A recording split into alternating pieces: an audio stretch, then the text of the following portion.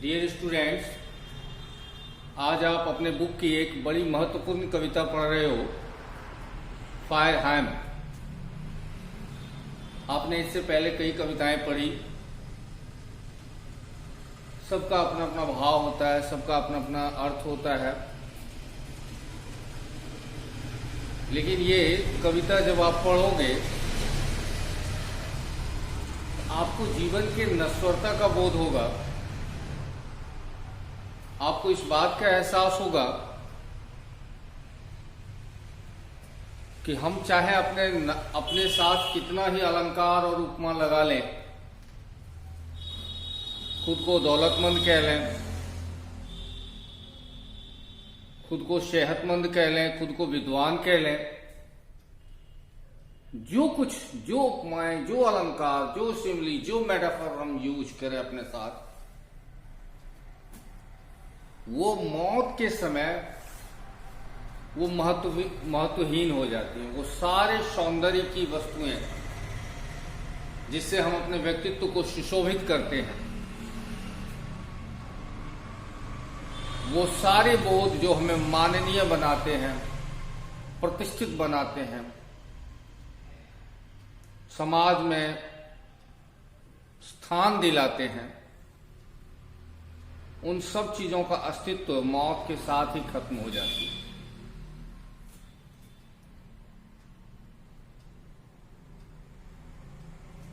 फायरहैम केकीएन दारूवाला के द्वारा लिखी गई है। एक बड़े ही प्रतिष्ठित नाम, बड़ी ख्याति अर्जित की है उन्होंने विश्व भर में अपने लेखनी से। उन्होंने अपनी रचनाएं हिंदी में नहीं लिखी हैं, अन्य भारतीय भाषाओं में नहीं लिखी हैं। उनकी सारी की सारी रचनाएं अंग्रेजी में हैं।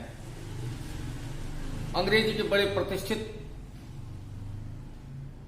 नाम हैं जिन्हें विश्व ख्याति प्राप्त है।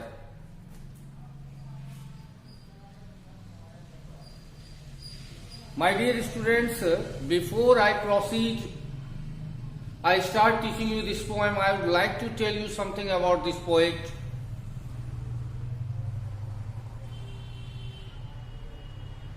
By chanting his name, you might be confused what kind of name this is. केकीएन Daruwalla. Let me tell you, my friends, such names are assigned with those people who belong to the Zoroastrian community. इस तरह के नाम वैसे लोगों से जुड़े होते हैं जो पारसी समुदाय के, जैसे आप हिंदू हो, आप मुसलमान हो, तो उसी तरह विश्व में अन्य धर्मों की तरह ही एक और धर्म है जिसको हम लोग पारसी धर्म कहते हैं। तो ये पारसी थे। जैसे अपने यहाँ आपने नाम सुना होगा जमशेदजी टाटा का, दादा भाई नौरोजी का, डॉक्टर होमी जहांगीर भाभा का, जॉन अब्राहम का। ये जितने भी लब्ध प्रतिष्ठित नाम आपने सुने हैं, ये सारे के सारे पारसी। अगर मैं इनके बारे में ज्यादा डिटेल में बताने लगूं तो शायद वीडियो कम पड़ जाएगा। बस इतना ही जान लीजिए कि भारत में इनकी सबसे कम आबादी है, लगभग 90 लाख के आसपास, और विश्व में जितने पारसी हैं उसकी 80% आबादी भारत में है। इसी से अंदाजा लगा सकते हैं आप कि विश्व में इनकी आबादी बहुत कम है, कि भारत की इतनी बड़ी जनसंख्या में उनका जो योगदान है मात्र 90 लाख के आसपास है। यानी मूल रूप से वो भारत में ही है। वो ईरान से भाग करके आए थे जब उन्हें काफी प्रताड़ित किया गया वहां, जो कि वो वहां के मूल निवासी थे। लेकिन जब इस्लाम का प्रचार प्रसार हुआ ईरान में, तो वहां से उनको भगा दिया गया और वो भारत में आकर के बस गए। तो समझिए भारत माँ के सबसे छोटे पुत्र हैं वो, लेकिन सबसे ज्यादा योगदान दिया है। जनरल मानक शाह जो हमारे पहले सेनाध्यक्ष थे, डॉक्टर होमी जहांगीर भाभा जिसने कि हमें एटम बम दिया, दादा भाई नौरोजी जो भारतीय स्वतंत्रता संग्राम के पितामह माने जाते हैं, जिन्होंने उसकी बीज डाली थी, नींव डाली थी, जमशेदजी टाटा जिन्होंने भारतीय उद्योग को एक नई ऊंचाई और नई पहचान दिलाई, ये सारे के सारे पारसी थे। आधुनिक समय में जैसे आपको मैंने एक दो नाम बताया, बोमन ईरानी हो, जॉन अब्राहम हो, ये सारे पारसी। आबादी छोटी, योगदान जबरदस्त। तो पारसियों के बारे में मैं आपको एक दो बात बता दूं। जैसे आप अपने पूजा स्थल को मंदिर कहते हो, मुसलमान अपने पूजा स्थल को मस्जिद कहते हैं, सिख अपने पूजा स्थल को गुरुद्वारा कहते हैं, ईसाई चर्च कहते हैं, उसी तरह पारसियों के पूजा स्थल को सिनेगॉग कहा जाता है।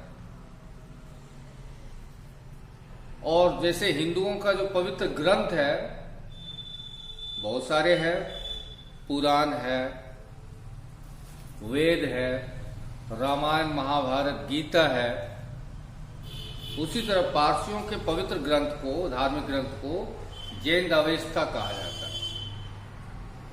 उनके धार्मिक स्थल को सिनेगॉग, धार्मिक पुस्तक को जैन अवेस्ता, और वो स्थान जहां पर कि उन्हें जलाया जाता है उसको टावर ऑफ साइलेंस कहते हैं।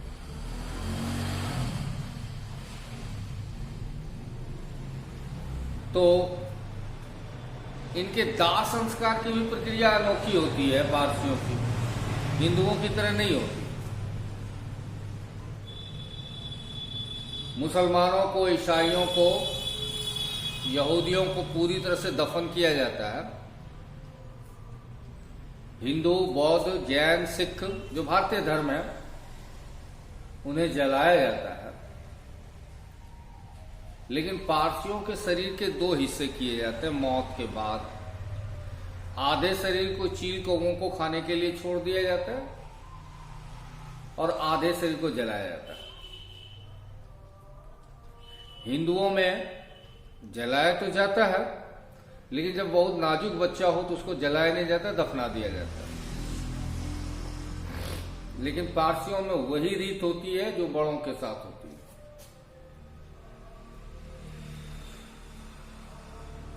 इस कविता का जो थीम है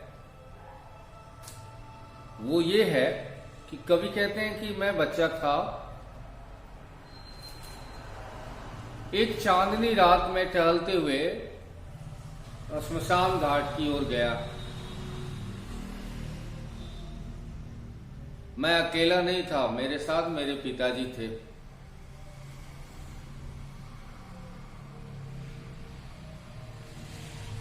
मैंने वहां जलती हुई लाशों को देखा,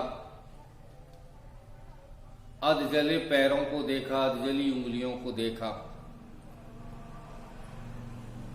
लाश से जो आग की लपटें उठ रही थी, ऐसे प्रतीत हो रही थी मानो भूत नृत्य कर रहे हो। कुल मिलाकर के दृश्य बड़ा ही क्रूर, बड़ा ही भयावह था। पिताजी ने कहा, बेटा आग की क्रूरता को देखो, इसको अपना फर्ज मालूम है, केवल ये तय नहीं करता है कि मैं जिसे जला रहा हूं वो युवा है, वृद्ध है या बच्चा है। इसको केवल एक ही चीज पता है कि इसको किसी को भी जला देना है। यानी अपने कर्तव्य पथ पर आग एकदम निष्ठुर होता है, उसे अपना कर्तव्य मालूम है।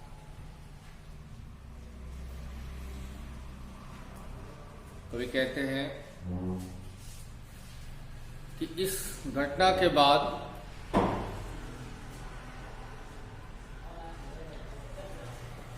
मैं गया वहाँ, मैंने उसको देखा, आग की भयावहता को महसूस की और अंदर से ही आग को कोसा,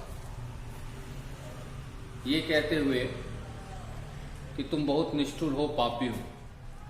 इस घटना के 20 साल बाद, just 20 years after this incident, unfortunately my firstborn was no more. दुखद बात थी कि मेरा पहला बच्चा नहीं रहा दुनिया में और मुझे उसी को उस आग के हवाले करना था। और आज मुझे अपने गलती का एहसास हुआ कि बाल्यावस्था में मैं अपने मनोभावों को कंट्रोल नहीं कर पाया। I could not control my emotion, I was carried away, I did not understand what I was going to do, what I was going to say. Now I started repenting my act. अब मुझे एहसास हुआ जब मैं युवा हो गया था, एक बच्चे का पिता था और अपने ही मृत बच्चे के शरीर को लेकर के आग के हवाले करने गया था। अब मुझे आग के महत्व को समझने में देर ना लगी। मैं समझ गया कि अगर आग आज कहे कि मैं नहीं जलूंगा तो मुझे मेरे बच्चे को मोक्ष नहीं मिलेगी। आपका अपना कितना ही दया प्रिय हो, कितना ही दिल के करीब हो, उसके मौत के बाद उसे जलाना ही पड़ता। आप उसको बिस्तर पर जगह नहीं देते। भगवान ना करे ऐसे दुख आपको कभी देखने को मिले, लेकिन अगर ऐसा हुआ हो आप में से किसी के साथ कि आपका बहुत प्रिय दुनिया से गुजर गया है,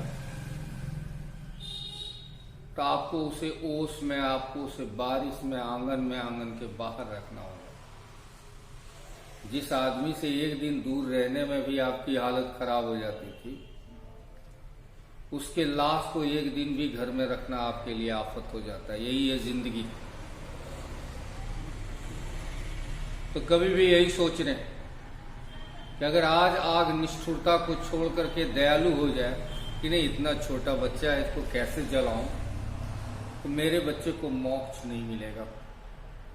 और एक चीज, यहाँ हिंदू के स्मशान घाट में उन्होंने अपने बच्चे को जला दिया।